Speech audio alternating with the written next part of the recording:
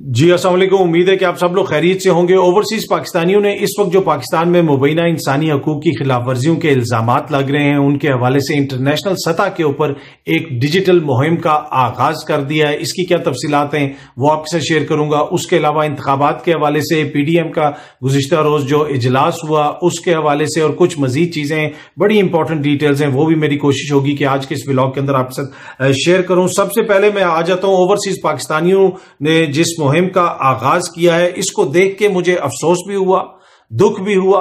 افسوس اور دکھ اس لیے ہوا کہ اس طرح کی مہم کو میں نے باقاعدہ خود کور کیا ہوا ہے اور اس طرح کی مہم چلتی تھیں لندن میں، نیو یارک میں، پیرس میں، مختلف جگہوں کے اوپر، یا تو فلسطین کے حوالے سے یا کشمیر کے حوالے سے، لیکن اب اس طرح کی مہم چل رہی ہے پاکستان کے حوالے سے۔ یہ کیا مہم ہے وہ بھی میں آپ کو بتا دیتا ہوں جناب۔ اس وقت ہو رہا یہ ہے کہ اوورسیز پاکستانی جو ہیں، جو ڈیجیٹل وینز ہوتی ہیں یا ڈیجیٹل بورڈز ہوتے ہیں، ان کو وہاں پہ آپ ہائر کر سکتے ہیں۔ تو اس طرح کی امریکہ کے اندر صرف 1000 اس طرح کے ڈیجیٹل بل بورڈز اور وینز کو ہائر کیا گیا جو مختلف جگہوں کے اوپر کھڑی ہوں گی امریکہ کے اندر، اور ان کے اوپر لکھے ہوں گے مختلف قسم کی چیزیں۔ کیا کچھ لکھا ہوگا یہ سامنے آپ دیکھ بھی سکتے ہیں کہ جس میں کہ سیاسی کارکنوں کے اوپر جو تشدد ہو رہا ہے پاکستان میں، لاپتہ کیا جا رہا ہے لوگوں کو، اور اس کا جو ہیش ٹیگ ہے وہ یہ ہے پاکستان انڈر سیج۔ اب جس طرح میں نے آپ کو پہلے کہا کہ میں نے اس طرح کی جو مہم ہے ان کو خود کور کیا ہوا ہے، اور وہ مہم جو بنیادی طور پہ جو میں نے دیکھی ہیں وہ ہمیشہ یا بھارت کے حوالے سے ہوتی ہیں یا فلسطین کے حوالے سے ہوتی ہیں، اور بھارتی سفارت خانے کے باہر اکثر اوورسیز پاکستانیوں نے اس طرح کی جو وینز ہیں وہ لندن میں بھی کھڑی کی ہوتی ہیں، مختلف جگہوں پہ کھڑی کی ہوتی ہیں، جن کے اوپر تصاویر وغیرہ لگی ہوتی ہیں، جن کے اوپر جناب آپ دیکھ سکتے ہیں نعرے لکھے ہوتے ہیں۔ اس کے ساتھ ساتھ حکمرانوں کی تصویریں لگی ہوتی ہیں کہ جس طرح گجرات کے وزیر اعلیٰ مودی کی تصویر لگی ہوگی کہ گجرات میں کیا ہو رہا ہے، لوگوں کے ساتھ کس قسم کا سلوک ہو رہا ہے۔ جس طرح یہاں پہ اب یہ ایک نعرہ ہے کہ جناب پیسفل جو پروٹیسٹرز ہیں ان کے اوپر تشدد کیا گیا، state violence against peaceful protesters, اس قسم کے نعرے۔ اور ہم نے ماضی میں دیکھا جس طرح میں نے عرض کی کہ جناب گجرات کے وزیر اعلیٰ کی تصویر لگی ہوئی ہے۔ اب اس قسم کی تصاویر، اس قسم کے نعرے پاکستان کے حوالے سے دنیا بھر میں ڈیجیٹل وینز کے اوپر لگیں گے، دنیا بھر میں لوگ دیکھیں گے کہ پاکستان میں مبینہ طور پہ کیا ہو رہا ہے۔ اور جس طرح میں نے پہلے بھی عرض کی کہ میں نے اس طرح اس کی خود کوریج کی ہوئی ہے، دیکھا ہوا ہے کہ کس طریقے سے ہوتی ہیں، کتنی امپیکٹ فل ہوتی ہیں، کس طرح لوگ دیکھتے ہیں، اور اس کے اوپر جس طرح حکمرانوں کی یا مختلف جو سیکیورٹی لا انفورسمنٹ کے ان کے لوگ ہیں جو جن کے اوپر الزامات ہیں ان کی تصاویر وغیرہ لگائی جاتی ہیں۔ اب اس طرح کی تصاویر اگر پاکستان کے حوالے سے لگیں گی تو کیا اس سے پاکستان کی نیک نامی ہوگی؟ اس لیے کہ آپ کو پتا ہے کہ حالیہ عرصے میں جو وفاقی حکومت ہے اور جو پنجاب کی نگراں حکومت ہے، وہ دو ایسی حکومتیں ہیں جن کے اوپر اس طرح کے الزامات لگ رہے ہیں۔ اسلام آباد پولیس کی جانب سے جو مقدمات وغیرہ ہوئے صحافیوں کے خلاف، پنجاب کے اندر جو کچھ ہوا، جو لوگوں کی گاڑیاں توڑی گئیں، تو اگین جس طرح میں کہتا ہوں کہ آج کل کے ڈیجیٹل دور میں یہ ایسا نہیں ہو سکتا کہ آپ کچھ پاکستان میں کریں یا لاہور میں کریں اور لندن اس سے بے خبر رہے۔ نہیں، اب یہ ساری چیزیں، یہ 1000 بل بورڈز تو اس طرح کے صرف امریکہ میں لگ رہے ہیں، اس کے ساتھ ساتھ یورپ میں بھی لگ رہے ہیں، اس کے ساتھ ساتھ لندن میں بھی لگیں گے۔ اور جس طرح میں نے عرض کی کہ جو اس وقت حکمراں ہیں ان کی تصاویریں ان پہ لگیں گی، تو کیا یہ ہمارے لیے نیک نامی کا باعث بنے گا؟ کیا یہ کوئی اچھا ہوگا کہ جناب جس طرح گجرات کے وزیر اعلیٰ مودی کی تصویر لگتی تھی، آپ پنجاب کے نگراں وزیر اعلیٰ محسن نقوی صاحب کے اوپر الزامات لگیں گے اور ان کی تصاویر لگیں گی ان بل بورڈز کے اوپر کہ جناب یہ ہوا، ضلع شاہ کے ساتھ یہ ہوا، وہ ہوا، سارے مبینہ الزامات ہی ہیں۔ لیکن انٹرنیشنل سطح پہ جب یہ ہوں گی تو کیا پاکستان کی نیک نامی ہوگی؟ پاکستان جو پہلے اتنی مشکلات میں پھنسا ہوا ہے اس کی مشکلات میں آسانی ہوگی؟ کیا پاکستان IMF کہے گا اوہ اب تو یہ مہم شروع ہوگی، اب تو ہم نے فوراً آپ کو قرضہ دینا ہے؟ اب یہ سب کچھ ہو رہا کیوں ہے؟ اس کو سمجھنا بہت زیادہ ضروری ہے۔ یہ سب کچھ ہو رہا اس لیے ہے کہ ہم چاہتے ہیں کہ انتخابات نہ ہو پاکستان میں، آئین کو رون دیا جائے، انتخابات سے بھاگنے کے لیے ہم یہ سب کچھ کر رہے ہیں۔ جو بھی الزامات لگ رہے ہیں یہ صرف اور صرف انتخابات سے بھاگنے کی کوشش کی وجہ سے ہماری ریاست پہ، ہماری حکومت پہ، ہمارے ملک پہ، اس لیے کہ میں اس لیے کہہ رہا ہوں کہ یہ الزامات لگنا کوئی فخر کی بات نہیں ہے، ہمارے لیے کوئی خوشی کی بات نہیں ہے کہ یہ جس طرح کی تصاویر مودی کی لگتی تھی اس طرح کی تصاویر اب ہمارے حکمرانوں کی وہاں پہ لگیں گی، اور وہاں بچوں کی تصویریں لگیں گی کہ جی یہ بچہ 4 دن جیل میں رہ کے آیا، یہ دیکھیں اس شخص کا سر پھٹا ہوا ہے، اس کی گاڑی کو توڑ دیا گیا، اس کے اوپر یہ مقدمہ کیا گیا، یہ لاپتہ کر دیا گیا۔ یہ کوئی اچھی بات نہیں ہے۔ پر اینی وے اس میں سوچنے کی ضرورت ہے حکمرانوں کو، اور آپ اگر الیکشن ہار رہے ہیں تو اس کا یہ مطلب ہے کہ آپ فرار اختیار کرنا شروع کر دیں اور اس حد تک چلے جائیں کہ انٹرنیشنلی پاکستان کی یہ حالت ہو جائے۔ اور پھر جو ہے وہ سپریم کورٹ کے اندر جو کیس چل رہا ہے اس کے حوالے سے بھی میں مختلف چیزیں سن رہا ہوں۔ ایک میں نے کوئی نئی چیز سنی، کوئی صاحب بڑے غصے میں تھے کہ جناب یہ پنجابی جج کوئی فیصلہ کر دیں گے۔ دیکھیں اب یہ اتنا بھونڈا آرگیومنٹ ہے۔ پچھلے دنوں ہم نے دیکھا کہ زمان پارک کے باہر جو ہمارے پختون بھائی تھے ان کو کہا گیا کہ جناب خیبر پختونخوا سے دہشت گرد آ گئے، اب کہہ رہے ہیں کہ جناب کوئی پنجابی جو ہے وہ جج کوئی فیصلہ کر دیں گے۔ بھائی پنجابی ججوں نے جا کے خیبر پختونخوا میں ووٹ ڈالنا ہے؟ مطلب کوئی خدا کا بندہ انسان خوف کرتا ہے، کوئی تھوڑا سا عقل شعور استعمال کرتا ہے۔ یہ اس ڈیجیٹل دور میں اتنے جاہل لوگ کس طرح پیدا ہو گئے جو اس قسم کے بیانیاں بنانے کی کوشش کرتے ہیں کہ خیبر پختونخوا سے آنے والے خدا نخواستہ دہشت گرد ہیں، یا جج جو ہے وہ فیصلہ کر دیں گے اور انتخابات میں کیا ججوں نے ووٹ ڈالنے ہیں؟ خیبر پختونخوا کی عوام کا جو رائٹ ٹو ووٹ روکا ہوا ہے اس پہ کسی کی غیرت نہیں جاگی ہے۔ 3 پنجابی ججوں کو دیکھ کے جناب کسی کی غیرت جاگی، اور بھائی پنجابی ججوں نے تو نہ پنجاب میں ووٹرز کا فیصلہ کرنا ہے، نہ ہی انہوں نے خیبر پختونخوا میں کرنا ہے۔ کوئی عقل شعور سے انسان کام لیتا ہے۔ جو بنیادی ایشو ہے اس وقت، بنیادی ایشو یہ ہے کہ ووٹ کا جو رائٹ ہے اس کو روکا جا رہا ہے، اور اس کے اوپر بھارت کے ایک جج ہیں مکینڈے صاحب، وہ جو ان کے ہائی کورٹ کے چیف جسٹس وغیرہ بھی رہ چکے ہیں، ان کے سپریم کورٹ کے بھی جج رہ چکے ہیں، وہ کہتے ہیں مجھے تو سمجھ نہیں آ رہی ایک مقدمہ چل رہا کیا پاکستان کی سپریم کورٹ میں، یہ تو 5 منٹ کا مقدمہ ہے۔ سیدھی طرح آئین میں لکھا ہوا ہے جج فیصلہ کریں سیدھی طرح کہ جناب انتخابات کرواؤ، اس میں ادھر ادھر کی باتیں کرنے کا تو کوئی وہ تک ہی نہیں ہے، کوئی منطق ہی نہیں ہے۔ اس پہ سارے جو ہے دانشور بھی اور سارے معزز جو اس وقت حکمراں ہیں وہ ساری باتیں کرتے ہیں، لیکن اس کے اوپر وہ یہ بات نہیں کر رہے۔ وہ یہ نہیں کہہ رہے کہ جو آئین کے اندر لکھا ہوا ہے ہم انتخابات کرواتے ہیں، اور یہ اب بھارتی جج بھی کہہ رہا ہے کہ یہ کیا مذاق بن گئی ہے پاکستان کی عدالت۔ اور اعتزاز احسن صاحب نے بھی کہا کہ یہ جو فل کوٹ کہہ رہے ہیں، اصل ایشو تو انتخابات کا ہے، عوام کے حق کا ہے، جو آئین کے اندر واضح طور پہ لکھا ہوا ہے۔ فل کوٹ بنے گا تو پھر ایک جج کہے گا آج میں ختم کر رہا ہوں، دوسرا کہے گا کہ کل میں ختم کر رہا ہوں۔ بنیادی مقصد یہ ہے کہ کیا آپ نے انتخابات میں رکھنا ڈالنا ہے، فل کوڈ بن جائے گا تو کوئی نئی روز اپلیکیشن آ جائے گی، اس میں یہ ہو جائے گا وہ ہو جائے گا، تو یہ انتخابات میں رکھنا ڈالنے کی کوشش ہے بنیادی طور پہ۔ اور اگر آپ کل بھی دیکھیں جو پی ڈی ایم کا اجلاس ہوا، یہ پی ڈی ایم کا اجلاس اس وقت ہوا جس وقت عالمی میڈیا بھی یہ خبر دے رہا ہے کہ پاکستان کے اندر لوگ آٹے کی لائنوں میں مر رہے ہیں، پاکستان کے اندر تاریخ کی بلند ترین، جی ہاں تاریخ کی بلند ترین مہنگائی ہے، ہم تاریخ کے مہنگے ترین رمضان سے گزر رہے ہیں۔ کیسی برکتیں یہ رمضان لے کے آیا، اس میں وہ آپ کے سامنے ہے کہ رمضان تو واقعی برکتوں والا مہینہ ہے، لیکن اس حکومت کی جو پالیسیز ہیں، اس حکومت کا جو انتخابات میں جانے کا خوف ہے، ان کی جو اکنامک مس مینجمنٹ ہے، اس کی وجہ سے حالت یہ ہوگی کہ آٹے کی لائنوں میں لوگوں کی اموات ہو رہی ہیں۔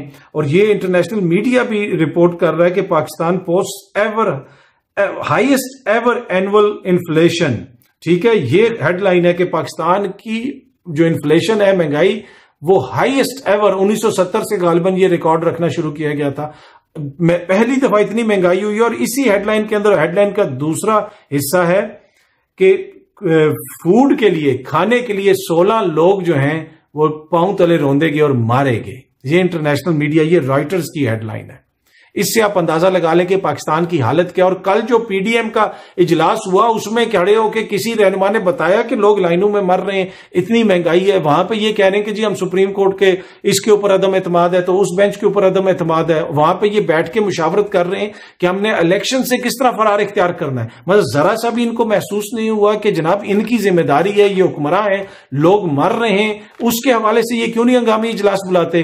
آصف زرداری صاحب نے ہسپتال سے وہاں سے جوائن کر لیا کیونکہ ان کی طبیعت ناساز ہے۔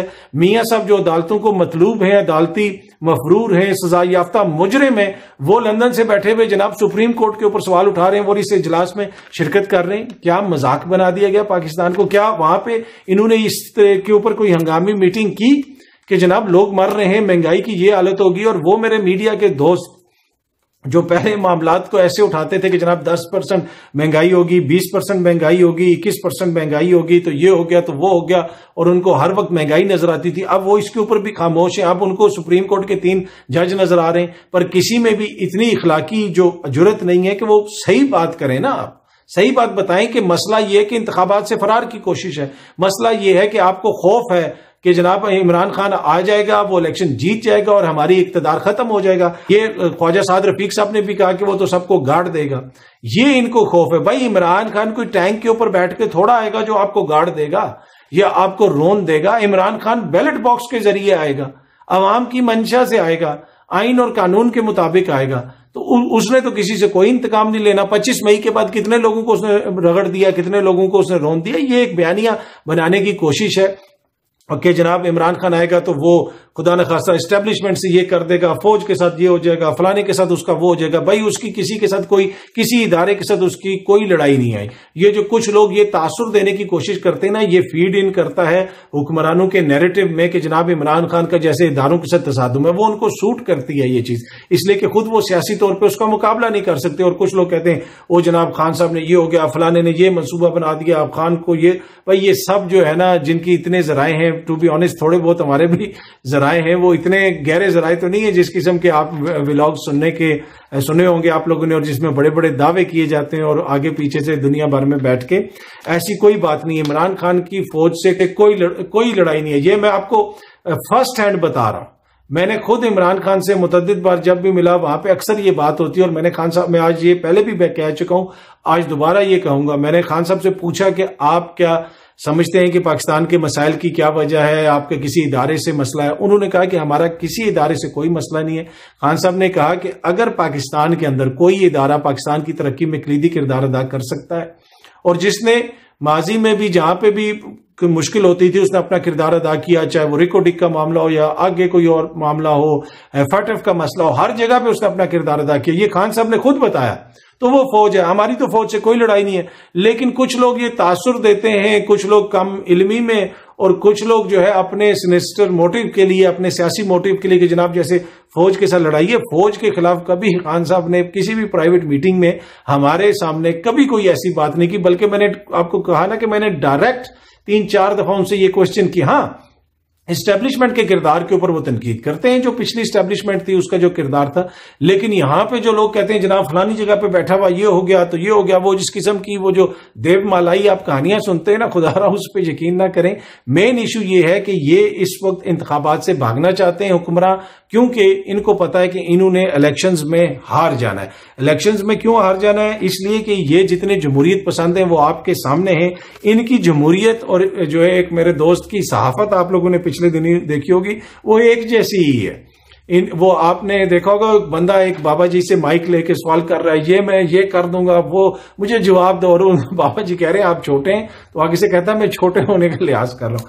پھر بابا جی نے اس بندے کو آگے سے میرے خیال غالباً ان کو ایک تھوڑا سا جو ہے نا وہ چماٹ لگا دیا. اس پہ میں کیا کہوں، تو وہ بھی پوری جو ہے وائرل ہوا ہوا ہے. تو یہ ان کی بھی جمہوریت کی جو ہے نا یہی حالت ہے کہ یہ لوگ سب کچھ کر رہے ہیں جمہوریت کے نام پہ. جس طرح وہ بندہ سب کچھ کر رہا تھا صحافت کے نام کے اوپر، یہ عدالت پہ بھی چڑھائی کر رہے ہیں. یہ عدالت کو کہہ رہے ہیں جناب ہم آپ کا فیصلہ نہیں مانیں گے. کوئی دنیا میں کوئی حکومت یہ کہہ سکتی ہے؟ اس قسم کے حکومتی وزراء کوئی کہہ سکتے ہیں؟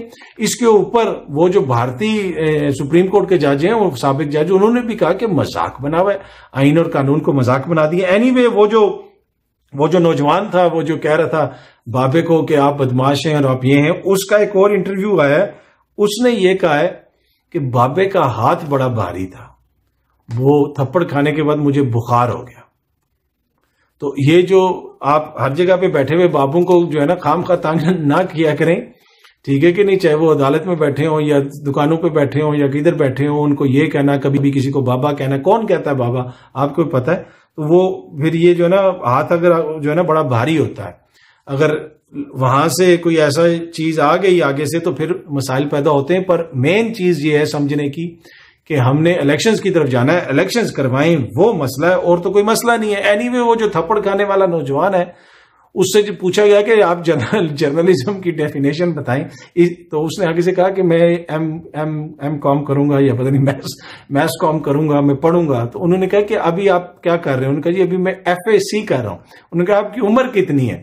اس نے کہا میری عمر 34 سال ہے. انہوں نے کہا آپ 34 سال کی عمر میں FAC کر رہے ہیں؟ تو ویسے تو تعلیم حاصل کرنا کسی بھی عمر میں، کسی بھی عمر میں ایک قابل ستائش چیز ہے، ایک اچھی چیز ہے. تو جس طرح وہ 34 سال کی عمر میں ابھی ایف اے کرنے کی کوشش کر رہا ہے، یہ اس عمروں میں ابھی جمہوریت پسند بننے کی اور جمہوریت سیکھنے کی کوشش کر رہے ہیں، لیکن اس کو تو تھوڑا سا سبق مل گیا جرنلزم کے حوالے سے۔